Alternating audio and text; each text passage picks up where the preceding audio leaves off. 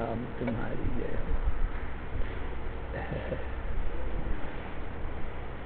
गोविंद गोविंद गोविंद। ओम नारायण नारायण।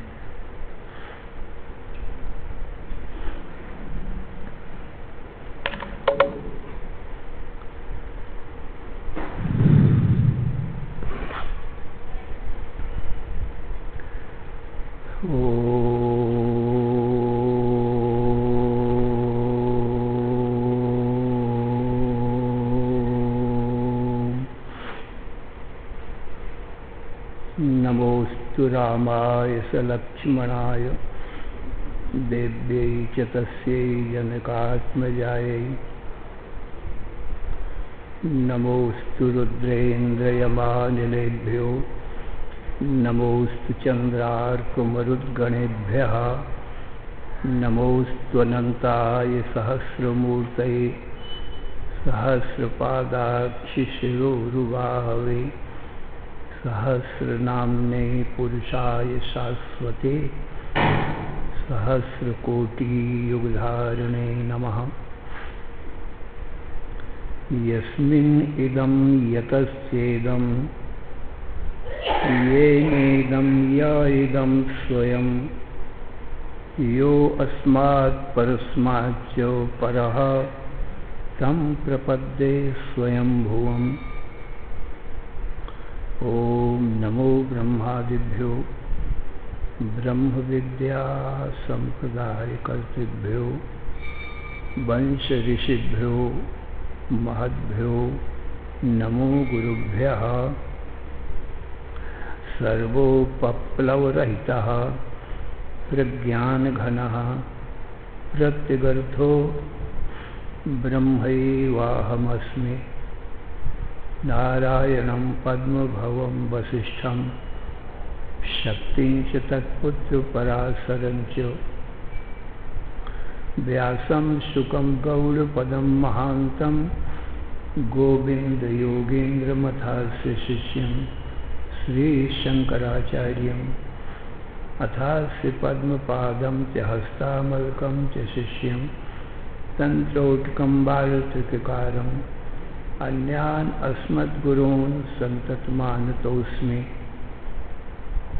श्रुतिस्मृतिपुराणानाम् आलयं करुणालयं नमामि भगवत्पादं शङ्करं लोकशङ्करं। शङ्करं शङ्कराचार्यं केशवं बादरायणं सूत्रभाष्यकृतौ वन्दे भगवन्तौ पुनः पुनः। ईश्वरो गुरुरात्मेति मूर्तिभेदो विभागिने व्योमवद्व्याप्तदेहाय दक्षिणामूर्तये नमः। अशुभानि निराचष्टे तनोति शुभसन्ततिं स्मृतिमात्रेण यत्पुंसां ब्रह्म तन्मङ्गलं परम्। अतिकल्याणरूपत्वात् नित्यकल्याण संश्रयात् स्मृतीणां वरदत्वाच्च ब्रह्म तन्मङ्गलं विदुः। ओंकारश्चार्थ शब्दश्च द्वौ एतौ ब्रह्मणः पुरा कंठं भित्त्वा विनिर्यातौ तस्मान्माङ्गलिकौ उभौ। ओम तत्सत्परब्रह्मणे नमः। श्री राम जय जय राम। श्री राम जय जय राम। श्री राम जय जय राम। धर्म की अधर्म का प्राणियों में विश्व का हर हर महादेव। शरणय कारण करुणा वरुणालय कर्तुम अकर्तुम अन्यथा कर्तुम समर्थ नित्य शुद्ध बुद्ध मुक्त स्वरूप अनंत कोटि ब्रह्मांड नायक परात्पर पूर्णतम पुरुषोत्तम परब्रह्म सच्चिदानंद घन सर्वज्ञ सर्वशक्तिमान सर्वाधार सर्वाधिष्ठान भगवान श्री कृष्ण से अर्जुन ने पूछा, हे भगवान, मेरे परम कल्याण का उपाय बतावें। मैं आपका शिष्य हूँ, आपकी शरण में हूँ। मेरा तन मन बुद्धि प्राण आपके चरणों में अर्पण है। तो भगवान श्री कृष्ण बोले, हे अर्जुन, सावधान मन से श्रवण करो।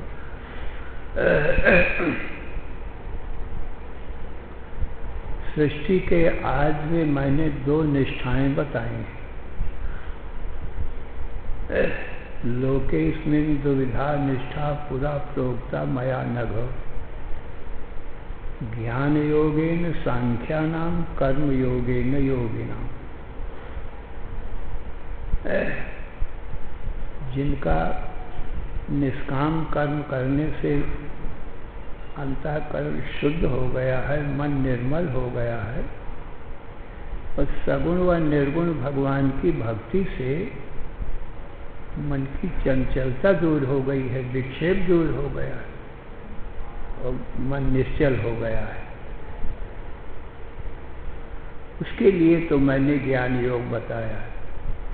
और विवेक वैराग खट संपत्ति मुमुक्षुता चतुष्टय साधन से संपन्न है,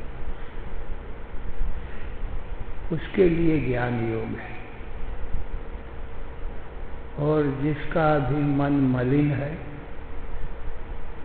उसके लिए निष्काम कर्म योग बताया है, क्योंकि निष्काम कर्म से मन की मलिनता दूर हो जाती है। और भगवान के पाने के लिए जो कर्म किया जाता है वो निष्काम कर्म होता है, और संसार के पाने के लिए जो कर्म किया जाता है वो सकाम कर्म होता है। सकाम कर्म से संसार मिलता है और निष्काम कर्म से भगवान मिलता है। परंतु सकाम कर्म से ये संसार मिलेगा तो, परंतु रहेगा नहीं, नाश हो जाएगा, तो जीव फिर वैसा का वैसा ही रह जाएगा। क्योंकि माया से संसार बना है, ये रहेगा नहीं।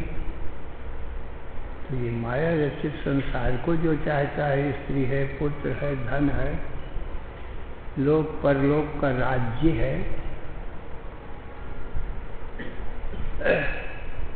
ये सकाम कर्म से, सकाम कर्म ही धर्म है, मिल तो जाता है। जिन सरिता सागर मह जाहि, यद्यपि ताहि कामना नाही, तिन सुख संपत्ति बिनहि बुलाए, धर्मशील पहि जाहि शोभाए। जैसे नदियां समुद्र में जा जा करके गिरती हैं, समुद्र को कोई जल की इच्छा नहीं है तो भी नदियां जा करके गिरती हैं।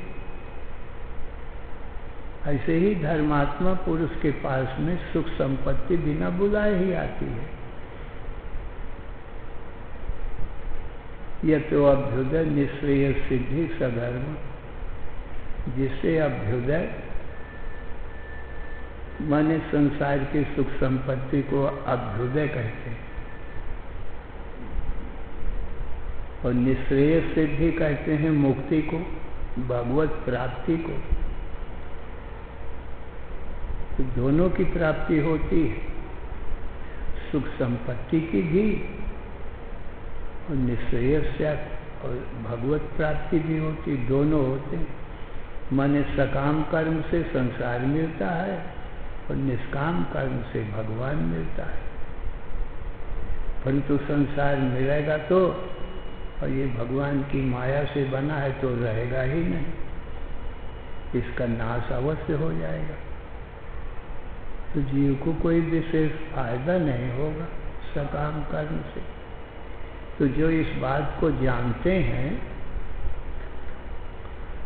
वो सकाम कर्म नहीं करते हैं, वो भगवान के पाने के लिए निष्काम कर्म करते हैं।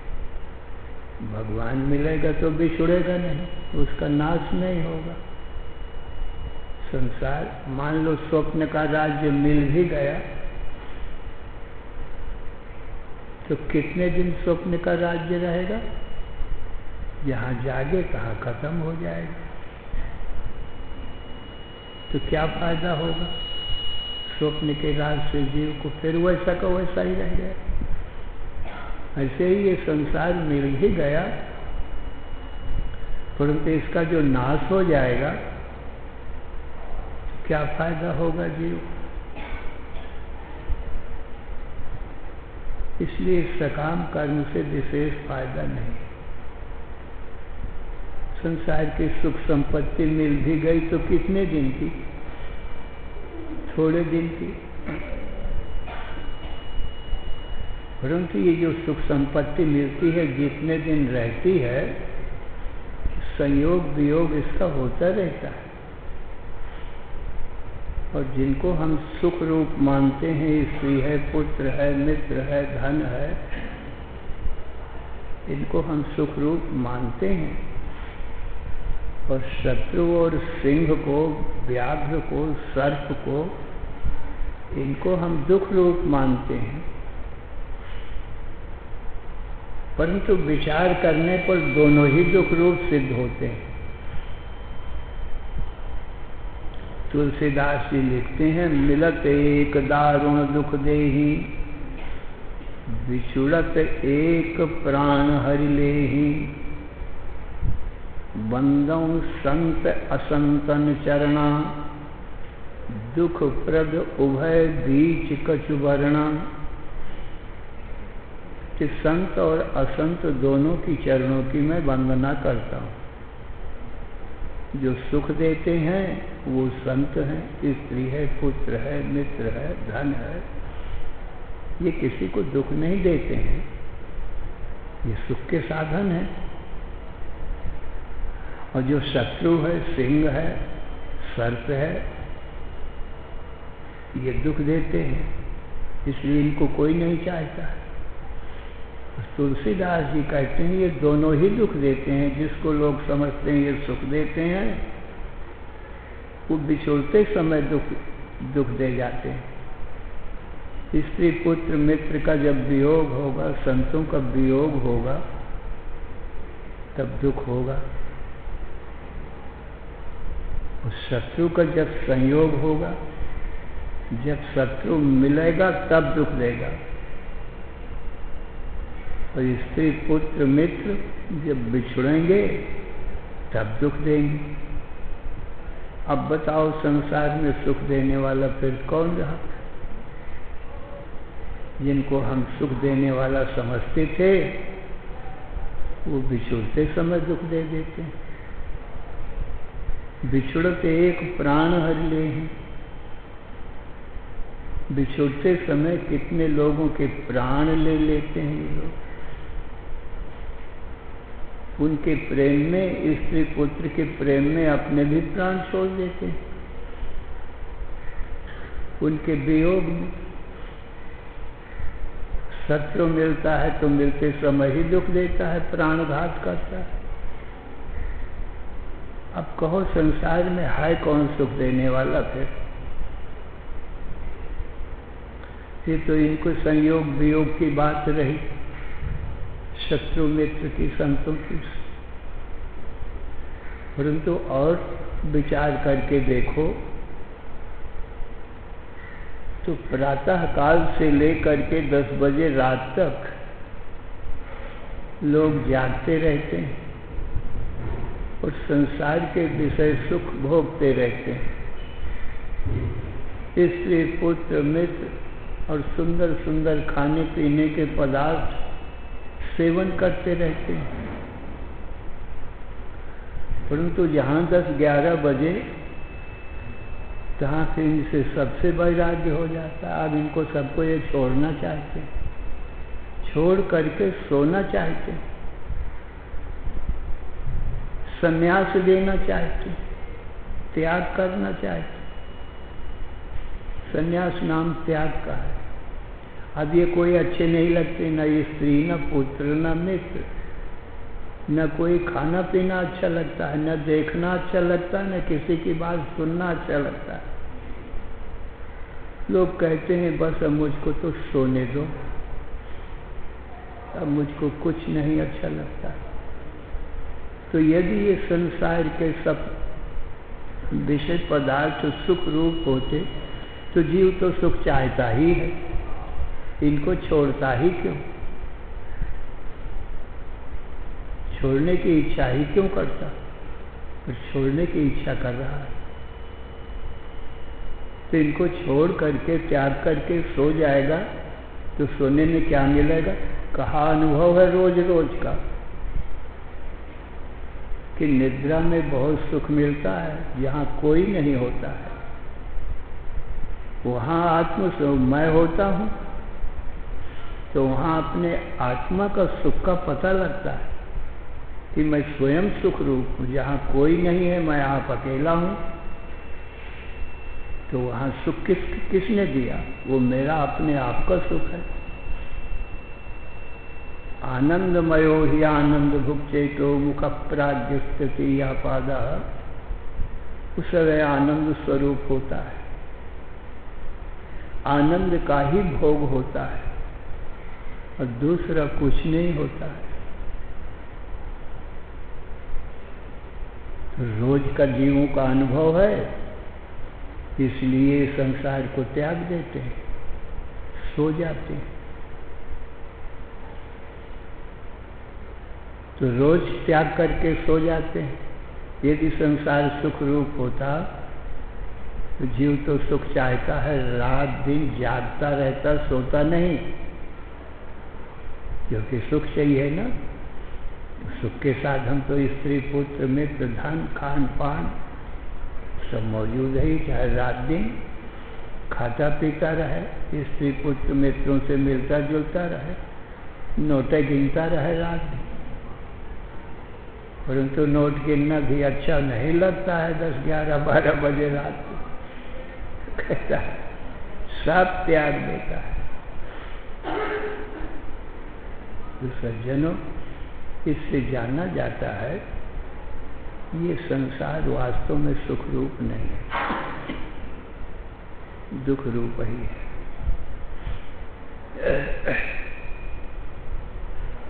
नींद जब तो कभी आती है, जी की बेचैनी जाती है। स्त्री पुत्र मित्र के मिलने से जो सुख दुख होता है वो तो क्षणिक होता है,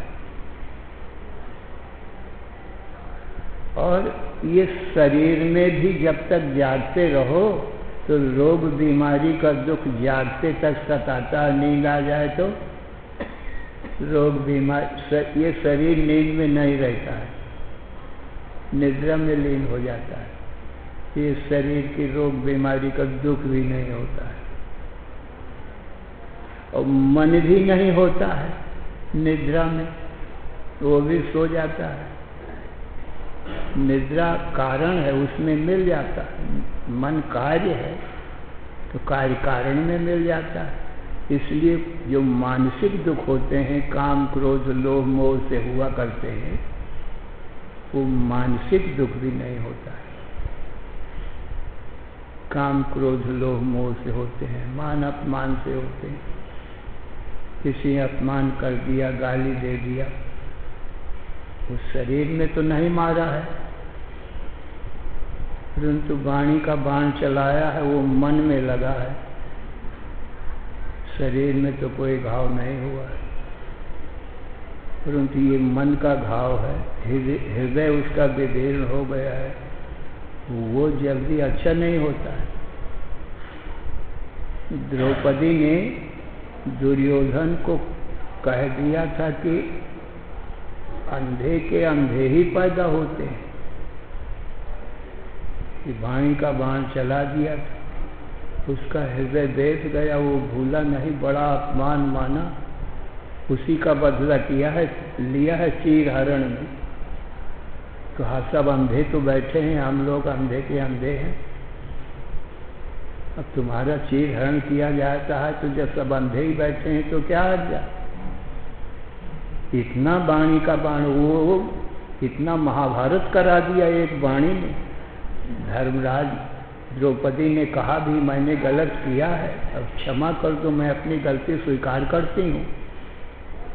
धर्मराज ने कहा ये जो तुम हंसी हो उसको देखकर, और ये अंधे की अंधा होते हैं ऐसा कहा है, ये बहुत महंगा पड़ेगा, सब विनाश कराएगा। स्वीकार करने से क्षमा नहीं हो जाता, इसका फल तो अवश्य भोगना पड़ेगा। तो भोगना ही पड़ा। परंतु सज्जनों, ये मन में घाव करता है। शरीर का घाव तो पच भी जाता है, तो मन का घाव जल्दी नहीं पचता। परंतु सज्जनों, निद्रा में तो मन भी नहीं रहता, इसलिए मानसिक दुख भी नहीं होते हैं। कितनी अच्छी निद्रा माता है। नींद जब तू कभी आती है, जी की बेचैनी जाती है। राजा रंक न मन में धरती, सब पर कृपा बराबर करती। कंकड़ फूल सेज बन जाते, जब तेरे डेरे डल जाते। हे निद्रा माता, जब तू कभी आ जाती है तो जी की बेचैनी चली जाती। कितना बेचैन हो, व्याकुल हो, शारीरिक रोग बीमारी से या मानसिक काम क्रोध लोभ मोह से। नींद आ जाए तो सब बेचैनी चली जाए, क्योंकि न तन है न मन है, निद्रा में लीन है। एक महात्मा थे, वो गंगा सागर से पैदल चले गंगोत्री हिमालय आ रहे थे। रास्ते में काशी नगरी आई। वहाँ एक पेड़ के नीचे टिक गए। वो रोज चलते थे दिन में, और जहाँ दोपहर हो जाती कोई गांव मिलता वहाँ से भिक्षा मांग के खा लेते थे, और पेड़ के नीचे सो जाते थे, और दिन में फिर चलते रहते थे। काशी नगरी आई तो वहाँ गंगा के किनारे एक पेड़ के नीचे सो गए। प्रातः काल उठा हुआ तो 4 बजे उठे, गंगा स्नान किए और गंगा के किनारे बैठ गए, अपना भजन करने लगे। और कपड़ा भी उनके पास कुछ नहीं था, एक चद्दर था। काशी का राजा भी भगवान का भक्त था, संत महात्माओं का भी भक्त था। तो प्रातः काल वो भी गंगा स्नान करने के लिए गया, तो देखा कि एक संत गंगा के किनारे बैठे भजन कर रहे हैं। तो उनके पास गया, उनको दंडवत किया और उनसे पूछा कि महाराज रात कैसी बीती? बड़ी ठंडी थी, माघ का महीना था, कड़ाके की ठंडी पड़ रही थी। कहा आपके पास कोई कपड़े भी नहीं है, एक चद्दर है, चारों तरफ से यहाँ हवा चलती है, और रहे कहाँ रात में? महात्मा ने कहा यही पेड़ के नीचे रहे, और गंगा के किनारे ऊबड़ खाबड़ जमीन होती, बराबर जमीन भी नहीं होती, कंकरीली पथरीली जमीन।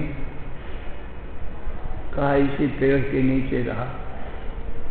कहा चारों तरफ से हवा चलती थी, और हम तो महलों में रहते हैं, गद्दा तकिया लगा के पलंग में सोते हैं, रजाई ओढ़ते हैं, हमको ठंडी मालूम पड़ी थी। आप तो यहाँ खुली जगह में चारों तरफ से कोई रोक नहीं, हवा चलती है, कपड़े भी नहीं, ज़्यादा एक चद्दर है, तो आपकी रात कैसे कटी ऐसी ठंडी में? तो महात्मा बोले राजन, कुछ तेरी जैसी कटी, कुछ तुझसे अच्छी कटी। तो राजा सुन के हैरान हो गया। कहा मेरी जैसी? अरे मैं महलों में रहता, पलंग में गद्दा तकिया लगा के सोता, रजाई ओढ़ता, कोई हवा नहीं आती, तो मेरी जैसी संत की रात कैसे कटी होगी? और फिर ये कहते हैं कि कुछ तुझसे भी अच्छी कटी। राजा ने कहा, हे महात्मा, मैं समझ नहीं पाया। कहा, नहीं समझ पाए तो आप समझ लो, मैं समझा देता हूं। जब तुझको नींद आ गई, गहरी नींद आ गई, तब हमारी और मुझे भी गहरी नींद आ गई। वो रात हमारी तेरी एक जैसी कटी, जैसी तेरी तैसी मेरी, क्योंकि नींद में न कोई राजा है, न रंक है, न कोई गरीब है, न कोई अमीर है। नींद जब तू कभी आती है, जी की बेचैनी जाती है, राजा रंक न मन में धरती, सब पर कृपा बराबर करती। निद्रा तो माता है ना, निद्रा की गोद में तो क्या राजा क्या गरीब, क्या महल में सोने वाला, क्या झोपड़ी में सोने वाला गरीब, क्या पेड़ के नीचे सोने वाला। निद्रा माता की गोद में तो दुख है ही नहीं, वो सुख रूपी दूध पिलाती है सारे जीवों को, क्योंकि वो माता है। निद्रा से सब संसार उत्पन्न होता है ना, जागृत स्वप्न का संसार निद्रा से उत्पन्न होता है। तो निद्रा है, प्रकृति माता है, महामाया शक्ति भी है। या देवी सर्वभूतेषु निद्रा रूपेण संस्थिता, नमस्तस्यै नमस्तस्यै नमस्तस्यै नमो नमः। इसलिए निद्रा में सारे जीवों की रात बराबर ही कटती, किसी को भी दुख नहीं होता। आ गया समझ में? बोले हाँ महाराज, आ गया। कहा, फिर आपने कहा मुझसे भी अच्छी कुछ भी थी? हाँ बोले, रात में जितनी देर मैं जागता रहा, उतनी देर मैं अपने समाधि का आनंद लेता रहा, अपने स्वरूप सच्चिदानंद घन आत्मा में स्थित रहा। तो आत्मा में तो दुख है ही नहीं, आनंद ही आनंद है। और तू जब तक जागता रहा, स्त्री पुत्र मित्र और बड़ा राजा है ना, तो प्रजा का भी ध्यान चिंतन करता रहा। तो चिंतन में तेरी रात बीती जागृत वाली। जितने देर तू जागता रहा, इसी चिंता में रहा। तो चिंता में तो दुख ही होता है, चिंता में तो किसी को सुख मिलता नहीं है। और मैं निश्चिंत रहा, अपने आनंद में मगन रहा। इसलिए ये चिंता ऐसी भयंकर है कि जीते जी जीवों को जलाती रहती। चिंता चिता द्वयोर मध्य चिंता याति गरीयसी, चिता दहति निर्जीवम चिंता दहति सजीवितम। राजन, चिंता और चिता ये दो बहन हैं। चिता छोटी बहन है और चिंता बड़ी बहन है। ची के ऊपर एक बिंदी है, उसको चिंता कहेंगे, वो बड़ी बहन हो गई। और ची में बिंदी हटा दो तो ये छोटी बहन चिता हो गई। दोनों का काम भी छोटा बड़ा है। चिता दहत निर्जीवन, जो चिता है वो मुर्दे को जलाती है, और जो चिंता है वो जीते को जलाती है, जिंदा आदमी को जलाती रहती है, बहुत दुखी रहता है। इसलिए चिंता के कारण तो दुखी रहा, और मैं निश्चिंत होकर के भगवान के ध्यान में मगन रहा। भगवान तो सदा आनंद स्वरूप ही है। और फिर समाधि में तो निद्रा भी नहीं होती है। तो जन्म मरण से छूटा हुआ है वो चौथा अपना स्वरूप ही है, वो ब्रह्म ही है। इसलिए जागृत स्वप्न सुषुप्ति से उठ करके जो अपने स्वरूप में स्थित होता है वो सांख्य योग है, वो ज्ञान योग है, वो नित्य मुक्त है, सद्य मुक्ति है। और जिसने अभी निष्काम कर्म नहीं किया, भगवान की भक्ति नहीं किया है, फिर वो कर्मयोग का अधिकारी है। तो भगवान ने कहा ये दो ही प्रकार की निष्ठा मैंने सृष्टि के आदि में कही है। अब अर्जुन तुम सोच लो अपने अधिकार के अनुसार, यदि तुम निष्काम कर्मी हो, तुम स्वयं अपने मन की बात जानते हो, तो ज्ञान योग के अधिकारी हो, और नहीं तो कर्म योग के अधिकारी हो। जिसके अधिकारी हो उसी में लग जाओ। श्री राम जय जय राम, श्री